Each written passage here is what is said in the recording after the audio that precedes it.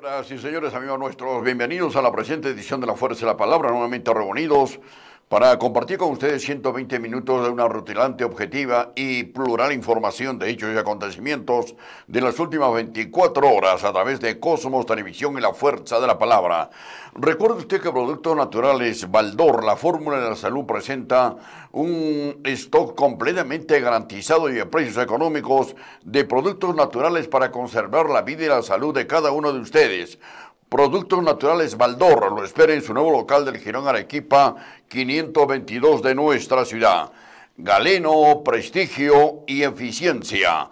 Academia universitaria debidamente garantizada y de éxito, educación integral, formación profesional. Galeno, mayores informaciones y matrículas en el edificio amarillo del Parque Pino de nuestra ciudad. Muy bien, amigos nuestros, la coyuntura política, económica y social sigue siendo inquietante de una u otra forma porque hasta el momento no se consolida todo un sistema democrático en el territorio nacional, ¿no? Tenemos un flamante presidente de la República, recientemente asumió el cargo por encargatura del Congreso de la República y bueno, y en las últimas horas ha generado también la conformación de su gabinete ministerial. Estos temas y otros vamos a desarrollarnos precisamente en los siguientes minutos con el doctor Luis Vilcatoma Salas, quien nos acompaña ya en la presente edición. Luis, bienvenido, ¿qué tal?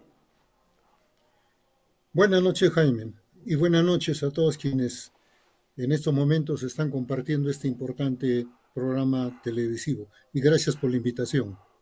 Muy amable, Luis, muchas gracias. Bueno, en efecto, creo que para comenzar este diálogo y esta conversación con tu persona, sería importante que podamos conocer tu criterio y opinión sobre la nueva conformación o el reciente gabinete ministerial del flamante presidente de la República. ¿No es cierto que en menos de 24 horas tomó juramento a los integrantes de esta instancia ejecutiva?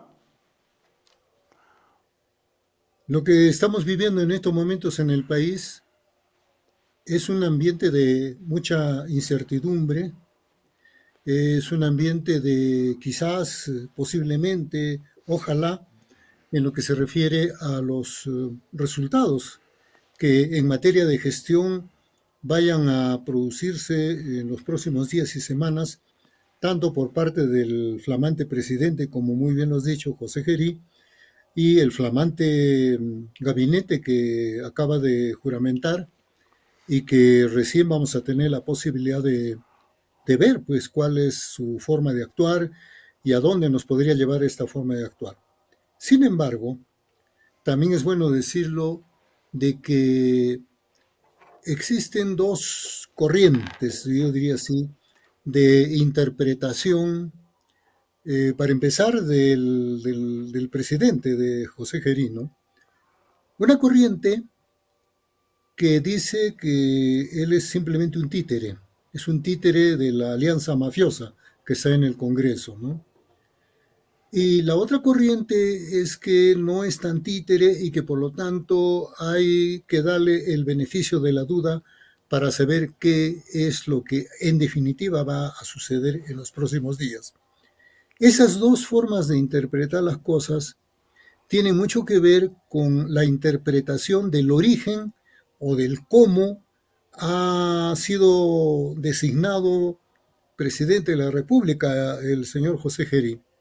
En una primera interpretación es que él ha salido como consecuencia de un plan sistemático, o sea, esto se ha planificado por parte del grupo mafioso que domina en el Congreso. Ese ha sido un plan, todo bien calculado, meditado, y que han encontrado la mejor ocasión para hacer que él sea el presidente que reemplace a la señora Dina Boluarte o al cadáver político que tenían allí y que no hallaban cómo deshacerse de él.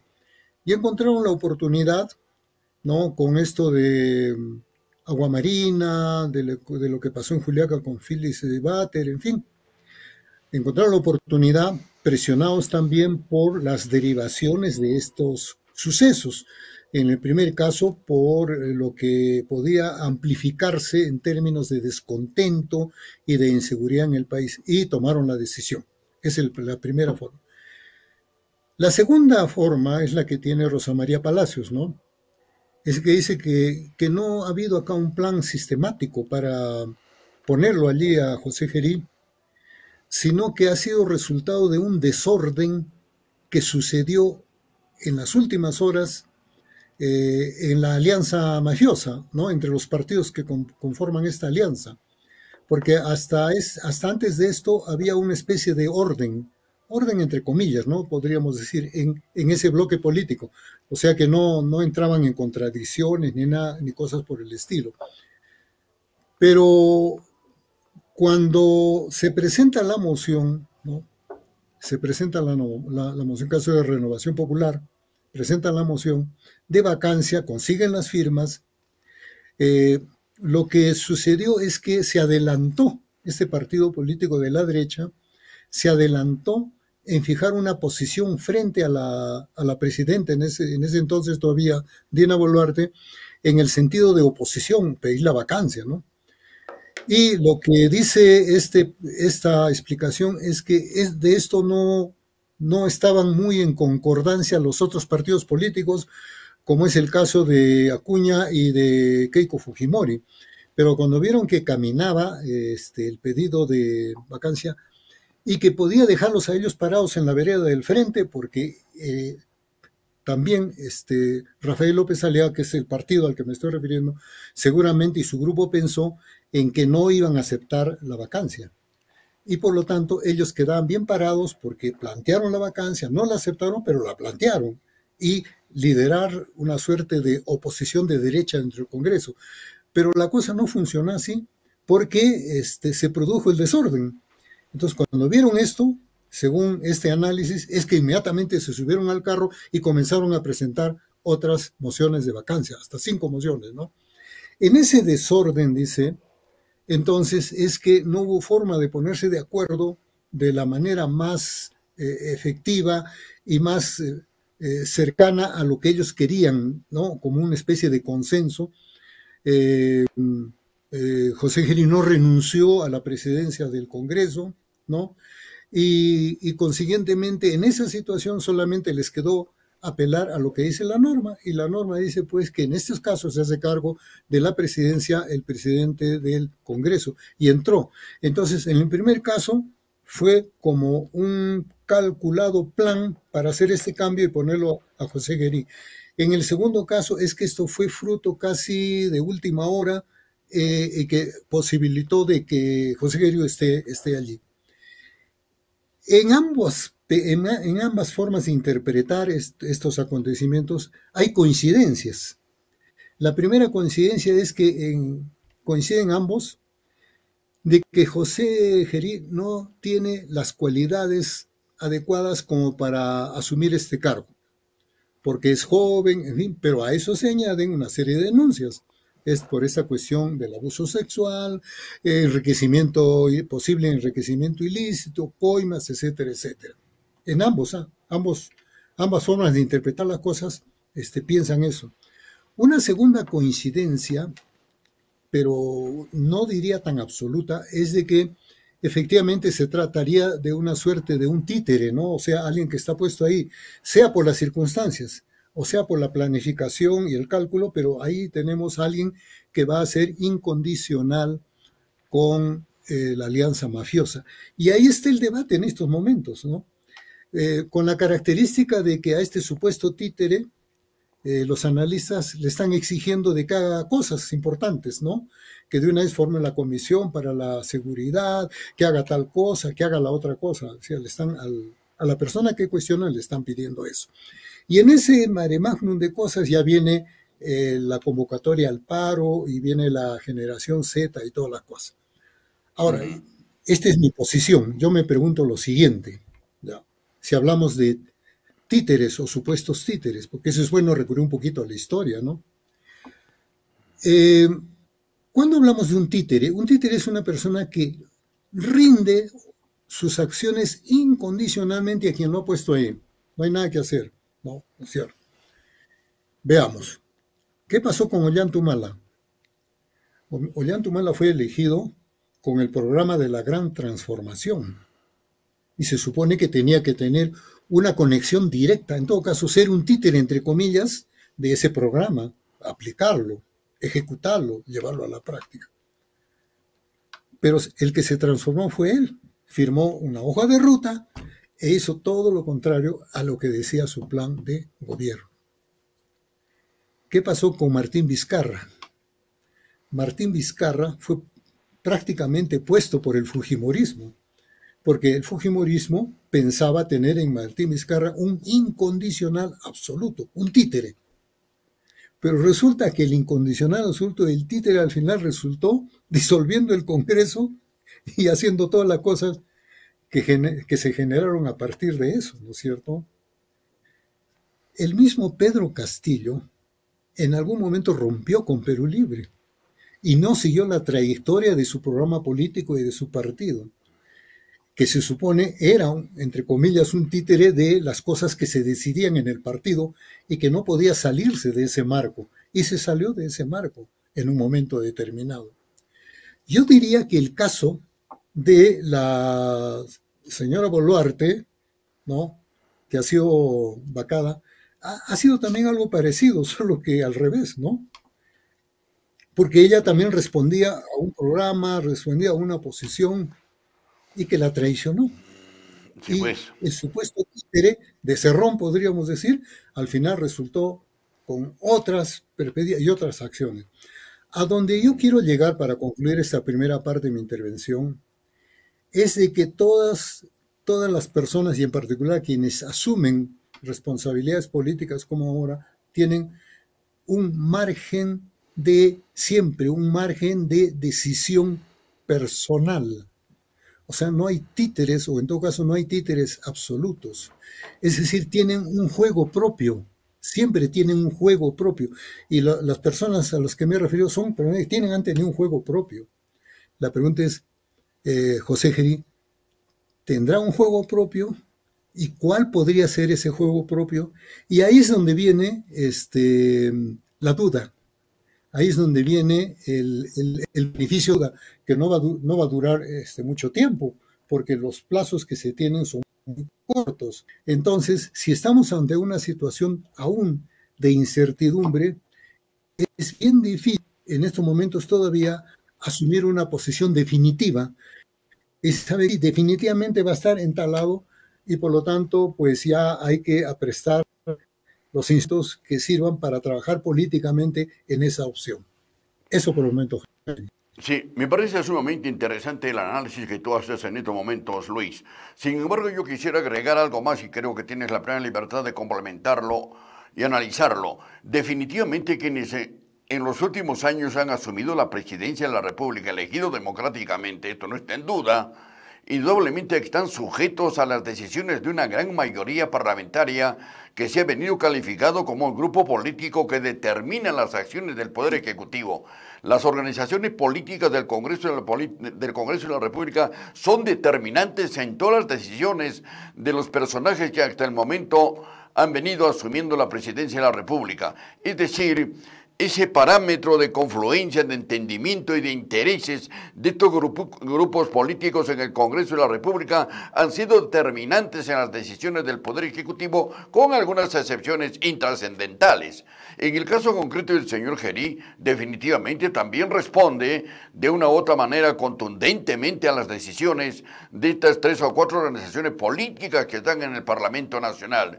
Si Gerí seguramente no se puede acondicionar más adelante las decisiones, tomará algunas decisiones sin mayor trascendencia. Sin embargo, creo que es bueno decirlo, que puede suceder en un tiempo ilimitado y en cualquier momento que los grupos políticos, entre comillas, que son los dueños del Poder Ejecutivo y que toman decisiones en el Poder Legislativo, pueden en cualquier momento también decirle a Gerí que renuncie y proceder a restituir, a reorientar nuevamente el comportamiento de la nueva Junta Directiva del Parlamento Nacional, y en ese sentido tendríamos a Rospigliosi de repente como el futuro presidente de la República, ¿no? En todo caso, yo creo que se están tomando decisiones, y tú lo has dicho de alguna manera, en los destinos del país, social, económico y políticamente, es ese grupillo de pseudo agrupaciones políticas que son dueños de decisiones en el Congreso de la República. Gerí indudablemente ha demostrado que no tiene experiencia administrativa,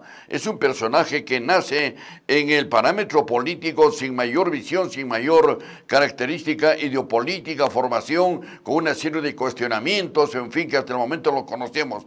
En todo caso, yo creo que también Gerí ha conformado un gabinete ministerial que no genera confianza, sino también devienen con una serie de acusaciones administrativas y también antecedentes políticos. Adelante, Luis. Sí, efectivamente, ellos en cualquier momento pueden reunir los más de 120 votos y tranquilamente cambiarlo a José Gerí en la responsabilidad que tiene.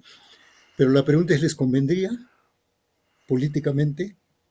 Porque si han sacado a Dina Boluarte para limpiarse el rostro, para lavársela, ¿no? En el sentido de las cosas que han estado sucediendo y no quieren aparecer contaminados los miembros de este grupo, no querían aparecer con la señora Boluarte por todas las cosas que habían venido sucediendo. En la eventualidad de que suceda eso, ¿no? De cambiarlo a José Gerí, pues simplemente reforzarían más políticamente, ¿no? La figura de su, diríamos, de su unidad con un ejecutivo para hacer las cosas que han venido haciendo y hacerlas peor todavía. O sea que políticamente eso no les convendría, a menos que tengan dos dedos de frente, se darían cuenta de esto. Por el momento, por lo menos, no veo que no les convendría hacer eso, ¿no? Prueba de ello es que ya hay algunos que han comenzado a manifestarse, que están de acuerdo, aunque sea de la boca para afuera, de las cosas que se están diciendo y se están planteando, por ejemplo, con lo que ha planteado el nuevo ministro del Interior. Ahora, la otra pregunta es si a a Gerí le convendría convertirse en un títere efectivamente. Yo digo, políticamente, ¿qué ganaría? Si son 6 meses, él no va a ser candidato ya, ¿no? Y por otro lado, el mafioso que lo ha puesto ahí no tiene ninguna seguridad de continuar en el poder. Al término de 6 meses, las elecciones, todo cosa, no tiene ninguna seguridad de estar en el poder. O sea, convertirse en un títere frente a una inseguridad de seguir teniendo alguna fuerza o respaldo político por allá, yo lo veo bien difícil. La otra cuestión es que la fuerza de la alianza mafiosa está efectivamente en la posibilidad de tener los votos, no hay más. Pero por el otro lado, hay la fuerza de lo popular, como la que hoy se va a manifestar en las calles, que exigen solución a problemas sustanciales para el país, como es el caso de la inseguridad, la corrupción, el equilibrio fiscal y todas esas cosas. O sea, es como decir, este nuevo presidente está entre la espada y la pared. Está entre la espada del fujimorismo, que lo va a presionar para que no meta las manos muy a fondo, por ejemplo, frente al tema de la inseguridad, porque realizar una eficaz política de seguridad en el país implicaría, ¿no? Sacar todas esas leyes pro crimen organizado que el fujimorismo y sus adláteres han aprobado. Sacar varias cosas de ahí, o rehuirlas en la práctica, no aplicarlas, ¿no? Entonces, por ese lado hay la presión, pero del bloque mafioso, y hay la presión también de lo popular. ¿Cuáles serían las posibilidades de Gerí? Y eso ya lo voy a decir por segunda vez, creo, en todas las 2 veces que vengo hablando en las últimas horas. La única posibilidad que tendría Gerí de sobrevivir hasta el mes de julio del próximo año, es ver cómo manejaría una situación de equilibrio entre estas dos fuerzas que van a actuar sobre él, desde el lado del Congreso y desde el lado de lo popular. Cómo equilibrar esta relación contradictoria entre estas dos fuerzas. Bien difícil, pero es posible de hacerlo. No le queda otra salida, porque si se va por el lado, ¿no?, de la mafia y se convierte en un títere efectivamente, entonces ahí pierde todo. Y la convulsión social va a aumentar con creces en los días siguientes. Ese beneficio, la duda que le están dando todavía va a desaparecer. Claro. Y si se va plenamente por el lado de lo popular, es decir, bueno, yo no quiero saber nada con el Congreso, todo contra el Congreso y los mafiosos, y estamos con todo el pueblo, que sería una salida digna realmente, ¿no? Sería una salida histórica en este caso, pero hay el riesgo que el otro lado lo vaque. Claro. Y en definitiva, les importaría un comino que ya no tengan mucha audiencia política los mafiosos, pero debe vacarlo pero el asunto es ver cómo logra un equilibrio en ese caso, ¿no? Eso creo. Efectivamente, Luis. Yo entiendo que definitivamente al señor Geri le corresponde en estos momentos caminar, actuar con las decisiones que va a tomar ese grupo mafioso que actualmente están en el Congreso de la República. Él no puede desintegrarse de allí porque si tiene una presión en contraria para renunciar y opacar sus decisiones de parte del movimiento social, la única instancia que tiene de consolidar su cargo como presidente es el respaldo que le puede brindar el grupo mafioso del Parlamento Nacional, definitivamente. Y ellos saben perfectamente cómo manejar a Geri, como repito, no tiene experiencia. Hasta el momento, por ejemplo, no ha demostrado realmente decisiones sumamente interesantes y serias. Los 3 primeros del día de su cargo se dedica a visitar centros penitenciarios, reuniones con los transportistas, donde, por ejemplo, este caso es importante analizarlo. Los transportistas señalan que han fumado la pipa de la paz con Geri para poder resolver todo el problema, pero al mismo tiempo dentro del Parlamento Nacional estas agrupaciones políticas con sus representantes están en un total desacuerdo en los parámetros de transacción que han tomado los transportistas con Geri. En todo caso, también hacia la mayoría nacional existe una instancia de inseguridad, de intranquilidad y de inconsistencia en las decisiones de Geri, porque no es un personaje político que debe devolverle la calma y la serenidad. Ahora, retornar a la tranquilidad y bienestar frente a esta manifestación de inseguridad nacional, indudablemente no van a generar modificaciones de normas, de leyes, porque ya tienen nombres propios y el poco tiempo que le queda realmente como presidente de la República realmente va a generar una instancia de protesta y de inestabilidad social y política. En fin, si tienes sobre el tema, te escuchamos, pero yo quisiera conocer también en forma muy breve cuál es tu opinión sobre la conformación de este gabinete ministerial. Geri dijo antes de la conformación, hasta 3-4 días, conformaré un gabinete de ancha base. ¿Qué entiende Geri de ancha base? Primero, que no tiene un partido plenamente que lo respalde hasta el momento, y de ancha base, por lo que hemos visto, realmente hay un temperamento, incluso del presidente del Consejo de Ministros, que tiene una serie de acusaciones de anormalidad, antidemocráticas y sociales. Claro,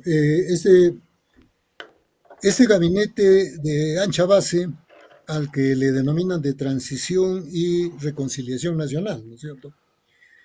En realidad es de ancha base, pero es de ancha base para la derecha y los técnicos. Es un gabinete de derecha, política es de derecha.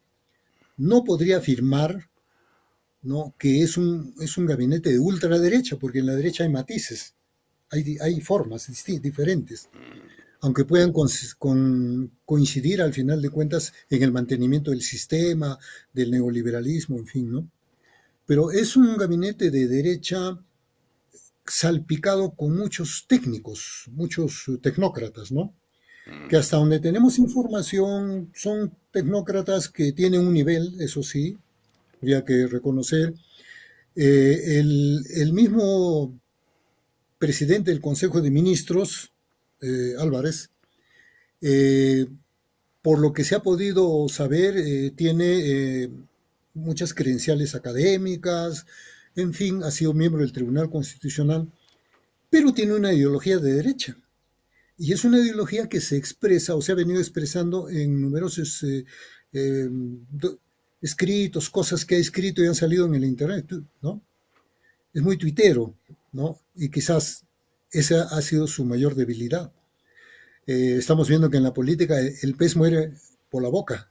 Las cosas que uno dice en un momento determinado, después van a ser las cosas que le van a caer en la cara y van a desmerecer a la persona. En este caso, efectivamente, él había escrito varias cosas ahí eh, bien preocupantes, ¿no? Y de rechazo, porque se refirió a la generación Z como que fueran los implementadores de algún tipo de MRTA, o sea, de terroristas, en fin, ¿no? Y también contra el movimiento popular.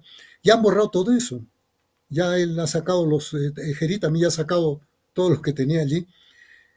Claro, pero eso no borra en la conciencia y en la mente de la gente. El asunto es, como bien dice el dicho, una cosa es con guitarra y otra cosa es con cajón, ¿no? Bueno, han dicho esas cosas estando con guitarra. Ahora el asunto es que van a decir estando con el cajón para tocar la nueva música. Y lo que queda es que en la práctica reviertan lo que dijeron de la boca para afuera. No, no queda otra.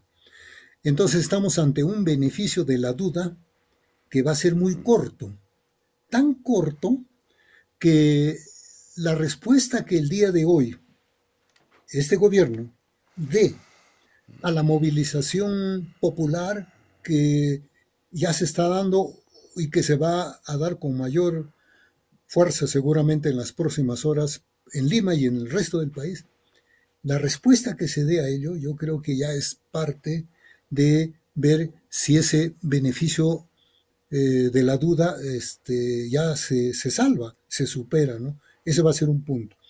Lo otro va a ser el cómo vayan las cosas en las semanas siguientes, con el comportamiento ya de los diferentes ministros. Y lo que preocupa es que el primer ministro, ¿no? El señor Álvarez, que es una persona, es preparada, no lo dudamos, pero todo indica por las informaciones que han comenzado a salir, que es muy duro, muy casi dogmático, muy lineal en su forma de pensamiento. Y si el presidente quiere una persona que concilie, que dialogue, que llegue a puntos de convergencia, yo no sé si esta persona esté en condiciones para hacerlo. Espero que sí. También vamos a darle el beneficio de la duda hasta el momento en que comience a actuar. Espero que sí. Pero como es su perfil, parece que es un poco duro en ese tipo de flexibilizaciones sociales en las que hay que incurrir. Lo que sí me pareció muy interesante, las cosas que ha dicho el ministro del Interior y que le hemos escuchado el día de hoy. Me pareció muy interesante, claro, él es una persona muy conocedora y tiene mucha experiencia en el asunto de la delincuencia, de sendero, en fin. Y las cosas que ha dicho me pareció muy interesantes en el sentido de potenciar la inteligencia, la tecnología. Incluso ha hablado de hacer una reforma policial y que no va a dejar pasar situaciones de irregularidades y de coimas y todas esas cosas en la Policía Nacional, incluso en la oficialidad, ¿no? Entonces, y otra cosa más que me parece muy interesante y que ya va a comenzar a actuar porque ya ha dado algunas directivas. A mí me parece, y acá viene una propuesta mía, ¿no? Dentro del beneficio de la duda, de que se pueden hacer cosas. En términos de, a mí me parece que deberían hacerse dos cosas.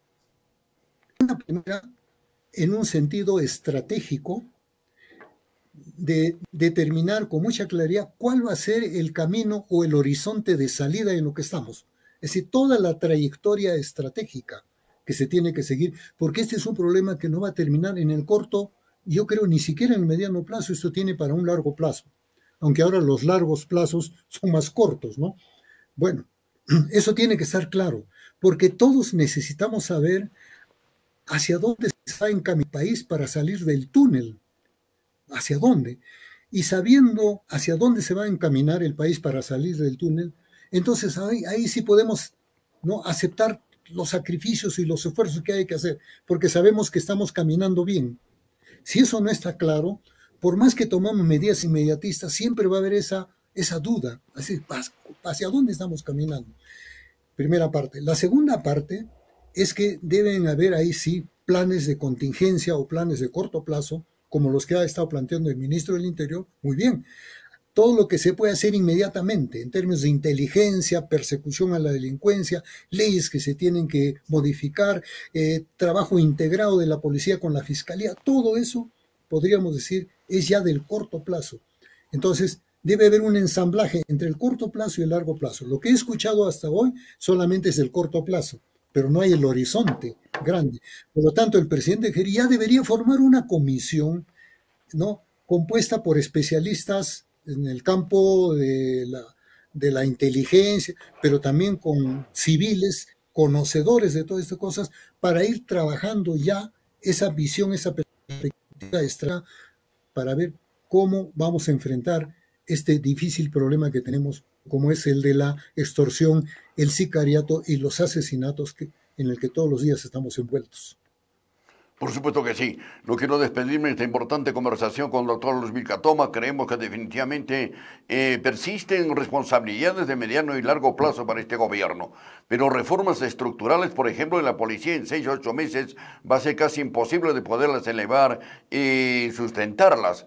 Creo que lo fundamental, como te acaba de señalar, tienen que haber medidas de inmediato plazo para poder de una u otra forma paliar todo este avance, sinceramente, de la violencia y la inseguridad ciudadana que vive el país, ¿no? Por lo menos creo que tienen que tomar acciones de esta naturaleza para devolverle cierta esperanza de tranquilidad y de bienestar a toda la colectividad. Luis, si hay algo más que comentar, con el mayor gusto te escuchamos. Adelante. Bueno, yo creo que estamos ante un proceso, aunque podríamos decir inicial, de una suerte de recomposición en el poder. Es algo simple todavía, pero por ahí van a ir avanzando determinadas resquebrajaduras. Y pienso que en ese sentido el presidente debe de concentrarse en 2 o 3 cosas que son fundamentales y que no da para más tiempo. La inseguridad, que es fundamental, prioritaria. La corrupción, y buscar los equilibrios financieros en el país. Creo que es lo fundamental. Por ahí van a haber contradicciones si es que se actúa dentro del equilibrio al que me estoy refiriendo. Van a haber algunas brechas que también con el bloque fujimorista. Vamos a ver el sentir de este bloque, y eso es importante tenerlo en cuenta, cuando se presente el gabinete para solicitar el aval del Congreso en los próximos días. Va a ser muy importante ese momento, Jaime. Gracias por tu invitación y será hasta una siguiente oportunidad. Muchas gracias, muy amable. Amigos nuestros, estuvo con nosotros en la Fuerza de la Palabra de Cosmos Televisión, el doctor Luis Vilcatoma Salas, precisamente para conversar y hacer un análisis pormenorizado, objetivo y plural de la actual coyuntura social y económica que el país vive, ¿no? Realmente, como bien acaba de señalar el doctor Vilcatoma, estamos esperanzados en que puedan paliarse los tantos problemas que tenemos. Los peruanos no podemos desesperarnos y atropellarnos todos los días unos contra otros. No tenemos demasiada confianza en este gobierno, ni en los anteriores que han sucedido porque están arrebatados, sinceramente, de corrupción, de incapacidad y donde los grupos de la ultraderecha se creen dueños absolutos del país y nos dan opción de deliberar a las corrientes mucho más sustantivas y representativas del territorio nacional. Estaremos atentos, desde luego, y desde luego al mismo tiempo queremos señalar, podremos seguir alcanzando opciones y alternativas, y ojalá que el gobierno tenga la capacidad de ser receptivos, ¿no? Y sinceramente las decisiones que se tomen estén enmarcados a resolver y superar la crisis y el empantanamiento que nos encontramos en estos momentos a nivel nacional. Muchas gracias, Luis. La pausa comercial y luego volvemos.